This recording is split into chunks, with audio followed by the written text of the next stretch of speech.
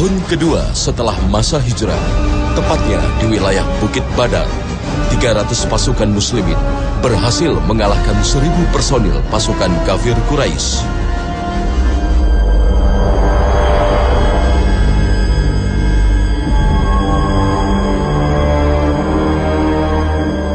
Sebuah kekalahan tragis yang menimbulkan aura dendam dan sakit hati terhadap Islam. Tak terkecuali putra salah seorang pemimpin Quraisy yang tewas di Perang Badar.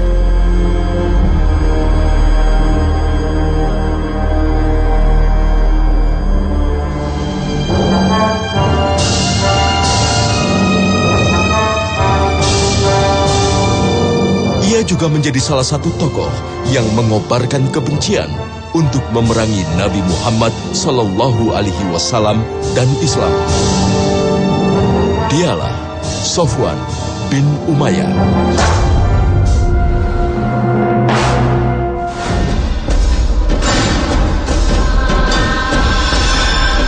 Berayahkan Umayyah bin Khalaf yang tak lain adalah pemimpin suku Jumah, salah satu klan besar dari suku-suku Quraisy. Sofwan bin Umayyah bisa dibilang merupakan keturunan keluarga terpandang di kalangan masyarakat Quraisy.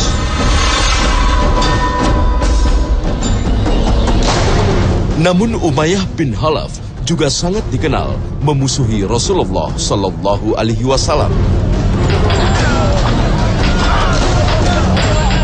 Maka Sofwan yang mewarisi kebencian ayahnya semakin berang terhadap umat Islam ketika mengetahui ayahnya terbunuh di medan Badar.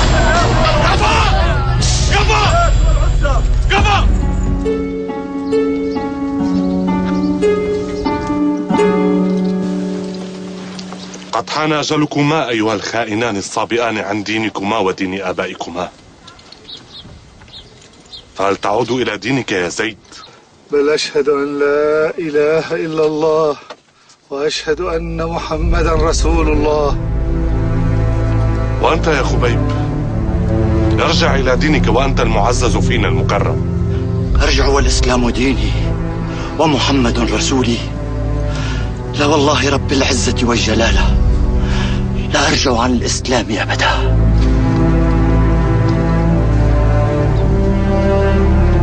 إذا مت أيها الخائن الذليل.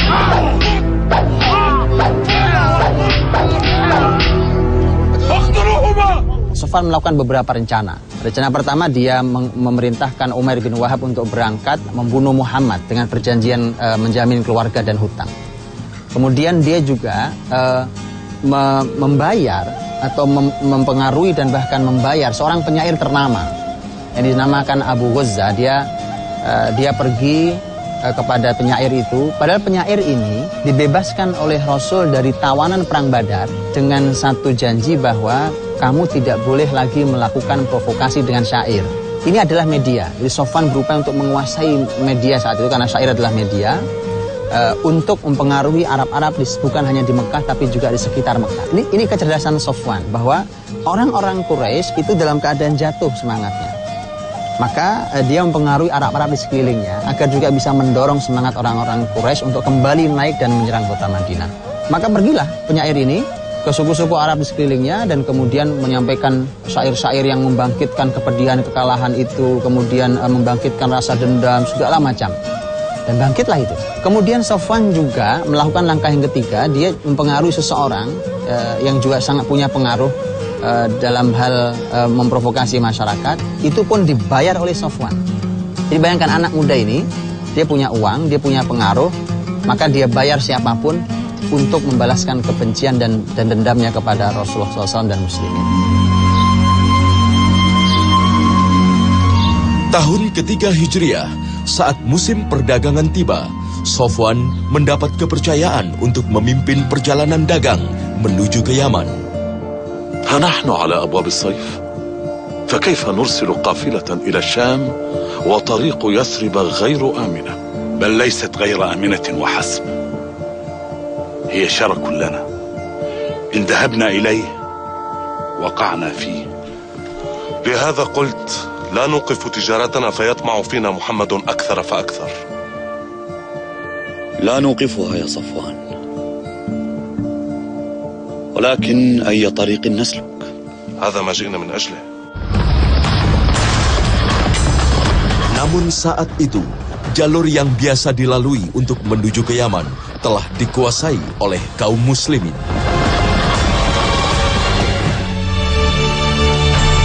Sehingga tidak memungkinkan bagi para kafilah dagang Quraisy untuk melewati jalur tersebut.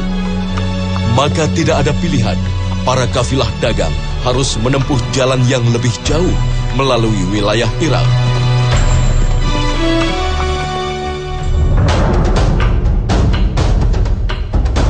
Di luar dugaan, ternyata kaum muslim di Madinah telah mengetahui rencana tersebut dan menghadang perjalanan mereka.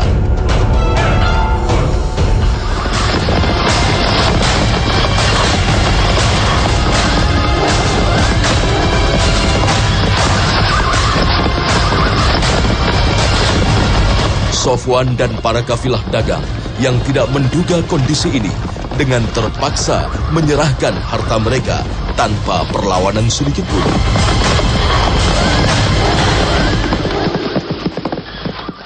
Ayah, tuqutubur. Maka menjelang meletusnya perang Uhud, perang yang menjadi ajang balas dendam terhadap muslimin, Sofwan ikut bergabung dalam barisan kaum Quraisy.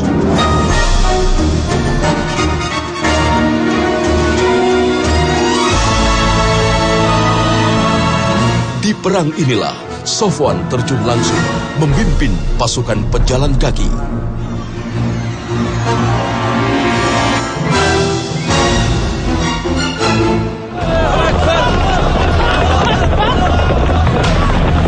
Dengan berbekal amarah yang berkobar, ia ayunkan pedangnya menembus barikade pertahanan muslimin.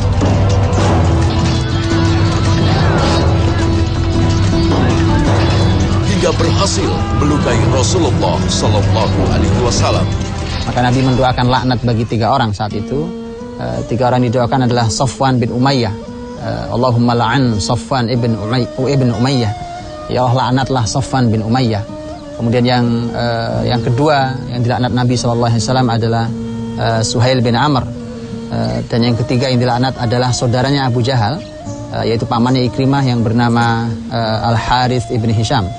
3 orang ini adalah 3 orang yang dilaknat oleh Nabi Sallallahu Alaihi Wasallam. Tapi kemudian ternyata laknat ini tidak diizinkan oleh Allah Subhanahu Wa Taala. Kalimat laknat tidak mudah dikeluarkan. Hanya orang-orang yang memang jelas dilaknat dalam Al-Quran dan dalam hadis Nabi yang dibenarkan Allah, disitulah kita boleh melaknat orang. Kalau tidak boleh sama sekali. Karena tidak mudah. Kata laknat itu, terlaknatlah dia, itu tidak mudah kalimat dikeluarkan. Jadi jangan mudah lisan mengeluarkan kata terlaknat bagi orang lain. Nabi mengeluarkan kalimat laknat, mendoakan laknat bagi 3 orang. Ditegur Allah Subhanahu Wa Taala dalam surat Ali Imran ayat 128. Laisa laka minal amri syai' aw yatuba 'alaihim aw yu'adzibahum wa hum zalimun fa innahum zalimun.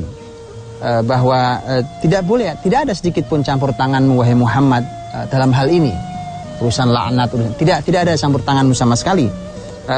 Dan itu bukan urusanmu, atau Allah menerima taubat mereka. Sangat mungkin Allah terima taubat mereka. Jadi jangan mengeluarkan kata laknat. Atau kemudian Allah mengazab mereka karena mereka orang yang zalim. Itu terserah Allah, bukan urusanmu. Momentum di medan Uhud ternyata tak mampu menuntaskan dendam Sofwan terhadap Rasulullah Sallallahu Alaihi Wasallam.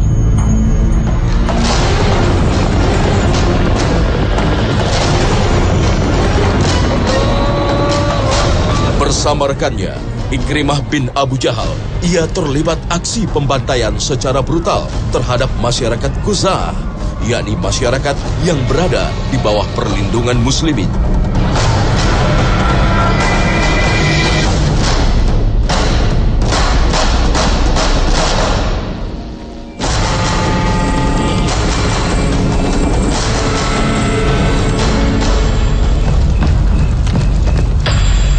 Namun tindakannya ini justru dikecam oleh kaumnya sendiri karena dikhawatirkan akan membangkitkan kemarahan kaum muslimin.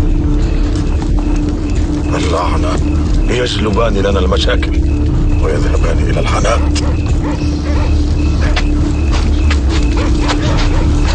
والحكومة إنه صخر لا تخف. ماذا فعلتما اليوم؟ وما الذي فعلناه؟ شربنا ولهونا. أنتما في غاية السعادة ولا تفكران بالعواقب الوخيمة لفعلتكما. أبا سفيان، بالعقل. أية عواقب وخيمة لغارة قامت بها بكر على خزاعة؟ وما شأن قريش بهذا؟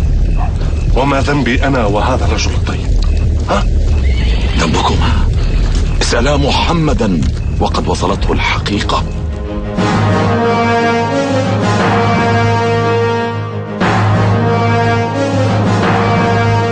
Hingga terjadilah peristiwa Fathu Mekah, peristiwa di mana Rasulullah Shallallahu Alaihi Wasallam bersama 10.000 pasukannya berhasil mengembalikan kitah Mekah sebagai kotanya orang-orang beriman.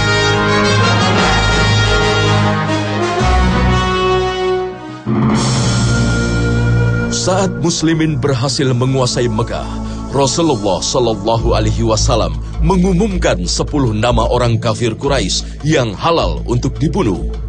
Di antaranya Sofwan bin Umayyah. Mengetahui kabar tersebut, Sofwan langsung melarikan diri meninggalkan Mekah.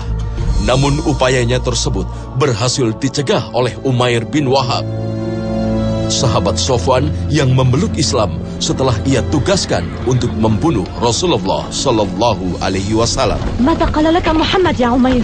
ما ترغبين في سماعه يا أخي؟ حقا؟ أروي لي ماذا قلت؟ قلت له صفوان سيد في قومه قد فر هاربا من مكة وهو يطلب منك الأمان.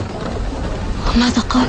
قال هو آمن، لن يقتله أحد ولن يلحق به أحد، بل هذه عمامته التي دخل بها إلى مكة كي يعرف القوم بها أمنه. امضي وراء صفوان يا عمير وعد به إلى هنا وقل له ماذا حدث مع النبي. هيا بسرعة أرجوك. سأمضي للتو ولن أعود إلا به فاطمئني. Disebutkan bahwa Sofwan sudah bersiap bukan untuk menyeberangi laut, tapi untuk membunuh dirinya dan nyebur ke laut, menceburkan dirinya ke laut. Maka Umair mengatakan bahwa masuk Islamlah kamu, nanti saya yang mencoba untuk menyampaikan ke Rasulullah SAW agar engkau dimaafkan oleh Nabi, tapi kau harus masuk Islam. Maka kemudian Sofwan dengan setengah hati, walaupun dia tidak mengatakan saya siap masuk Islam, tapi apa jaminanmu kalau saya masuk Mekah dan Muhammad memaafkan saya? Maka Umair pergi. Karena pertemanan, dia bertanggung jawab kepada hidayah temannya. Dia ingin temannya baik seperti dirinya. Ini pelajaran mahal buat kita. Teman yang baik, teman yang mencoba untuk menghadirkan hidayah semampunya kepada teman yang lain, bukan justru teman yang merusak temannya yang lain. Inilah pertemanan yang luar biasa. Dia ingin kebersamaan ini bahkan dilanjutkan hingga surga Allah Subhanahu wa taala. Itu pertemanan yang luar biasa. Maka Umair bin Wahab datang ke Rasulullah sallallahu alaihi wasallam meminta jaminan, "Ya Rasulullah, kalau kemudian nanti Sofwan masuk Islam, apakah dia termasuk orang yang akan dilindungi?" Maka Rasul mengatakan iya. Kemudian saya minta jaminan. Rasul lagi-lagi memberikan sorbannya. Tunjukkan ini kepada Sofwan. Dari Mekah kembali lagi Umair bin Wahab ke pinggiran Laut Merah, kemudian menyampaikan demi pertemanan, berbolak-balik dia perjalanan itu. Hari ini kalau kita melakukan perjalanan dengan menggunakan kendaraan saja itu bisa hampir 1 jam, 45 menit setidaknya. Dibolak-balik saat itu hanya untuk supaya mudah-mudahan teman akrabnya ini bisa mendapatkan hidayah Allah Subhanahu wa taala. Begitulah pertemanan yang indah dalam Islam. Pergilah dia ke sana membawa sorban Nabi Shallallahu Alaihi Wasallam, ditunjukkan pada Sofwan. Ini bukti bahwa Nabi siap memberimu rasa aman dan memberimu pengamanan asal kau mau masuk Islam. Datang ke kota Mekah. Rasulullah Shallallahu Alaihi Wasallam saat itu menerima Sofwan. Kemudian Sofwan mengatakan bahwa dia minta diberikan tenggang waktu untuk berpikir 2 bulan namanya. Kata Nabi, tidak 2 bulan, 4 bulan aku beri kau berpikir. Nabi tahu bahwa tidak mudah buat seorang pemimpin seperti Sofwan, anak seorang pemimpin yang mati dengan cara mengenaskan dendam yang belum kunjung padam di dalam diri seorang Sofwan. Tidak mudah. Kata Nabi, pikirlah 4 bulan. Aku beri kau waktu 4 bulan. Jangan hanya 2 bulan. Subhanallah, pelajaran mahal. Mengapa kita hari ini tidak memberikan kesempatan orang untuk bertaubat? Tidak, orang yang telah sekian lama dalam kerusakan, dia mungkin sulit untuk bisa berubahnya dalam waktu 1-2 hari, 1-2 bulan. Tenggang waktu 4 bulan yang diberikan Rasulullah Shallallahu Alaihi Wasallam benar-benar dimanfaatkan Sofwan untuk berpikir.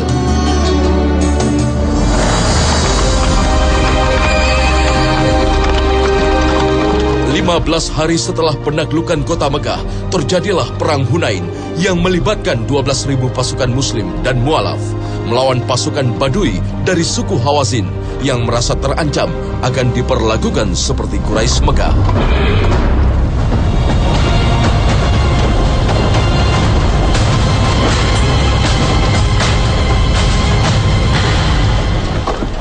قد سمعت أن هوازن وثقيف تجمعان قبائل العرب للهجوم على مكة. أجل سمعت. وقد عزم رسول الله أن نخرج إليهم قبل أن يأتوا إلينا. ونعم العزم. لذلك ارتأينا أن نأخذ منك بعض السلاح كي نلقى به عدونا. غصبا؟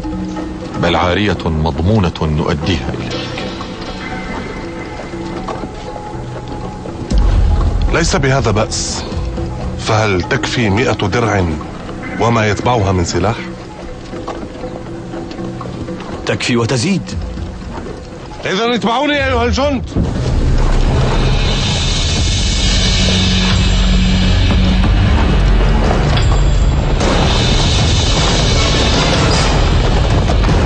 Sofwan pun ikut terlibat ke medan Hunain, tapi bukan sebagai prajurit muslimin, melainkan mengawal senjata-senjata miliknya yang dipinjamkan kepada kaum muslimin.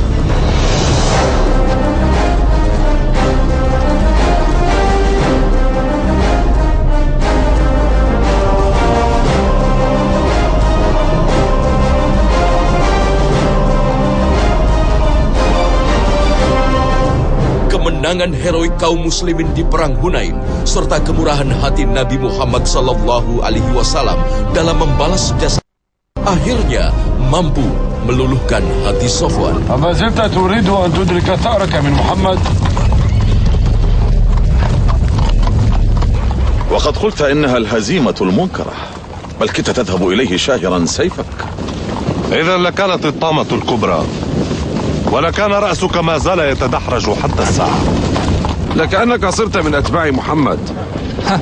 لعله خائف على دروعه وسلاحه. لا، لست خائفا، ولكن لما لا أصير من أتباعه؟ ولم أرى منه إلا السماحة والكرم والعفو عند المقدرة. ألم يكن باستطاعته أن يقتلنا جميعا؟ بلى ورب الكعبة.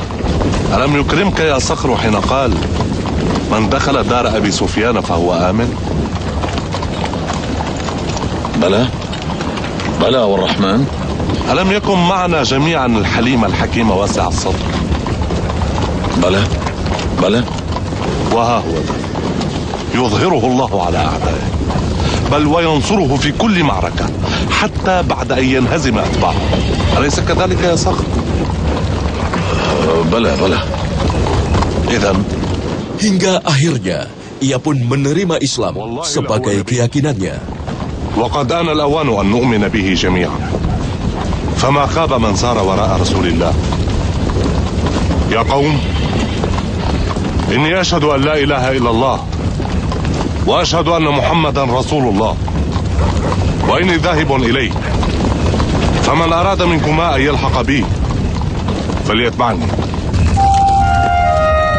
Rasulullah Shallallahu Alaihi Wasallam membagikan ghanimah perang Hunain di Ji'ranah. Saat Nabi memanggil fulan, dan itu adalah umpamanya Abu Sufyan yang juga baru masuk Islam, kemudian mendapatkan sekian banyak kambing, sekian banyak onta. Panggil fulan dapat 100 onta, 100 kambing.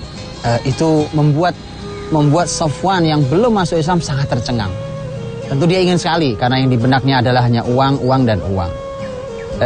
Kemudian Rasulullah SAW yang sangat memahami hati Sofwan, maka didatangilah Sofwan. Kemudian ditunjukkan oleh Rasulullah SAW sebuah lembah yang di sana ada sekian banyak kambing dan unta. Kemudian ditunjukkan, Sofwan lihat lembah itu. Sofwan melihatnya, kemudian Nabi mengatakan, ayo ajibuka hadza, apa kamu senang dengan pemandangan ini? Kata Sofwan, ya, saya senang sekali gitu. Dia berharap sekali. Nabi SAW mengatakan semua di lembah itu milikmu. Walaupun ini kemudian nanti menimbulkan kecemburuan muslimin, masyarakat Madinah, tapi inilah strategi Islam. Dan inilah salah satu arti dari kata al-mu'allafati qulubuhum.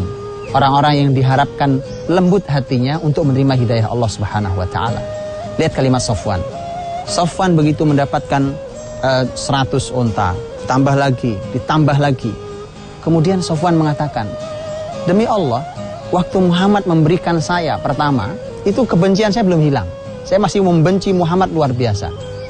Tapi semakin sekian diberikan bergelombang oleh Nabi SAW. Sekian, tambah lagi. Kemudian mengikis kebencian itu dan berubah menjadi kecintaan pada Rasulullah SAW. Memang masuk Islamnya adalah karena harta di awalnya. Tetapi dengan didikan Rasulullah SAW kemudian dia berubah menjadi orang yang melakukan semua ibadah karena Allah Subhanahu wa taala. Maka memang ada orang dengan level yang baru seperti ini beragamanya. Berislam hanya karena ingin kaya, melakukan ibadah hanya karena ingin mendapatkan dunia. Itu level sangat rendah. Tapi kalau itu adalah merupakan pancingan awal untuk dia mau mendekat ke Islam, tidak masalah kita lakukan. Tapi yang harus diingat, tidak boleh berhenti pada titik itu, karena itu adalah ibadah yang tidak ikhlas karena Allah Subhanahu wa taala. Ibadah tidak ikhlas karena Allah tidak diterima oleh Allah Subhanahu wa taala.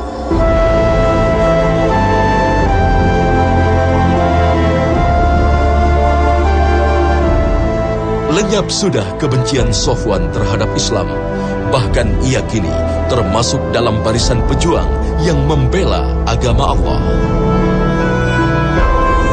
Demi menebus kesalahan di masa lalunya, Sofwan terus melibatkan diri di berbagai momen jihad.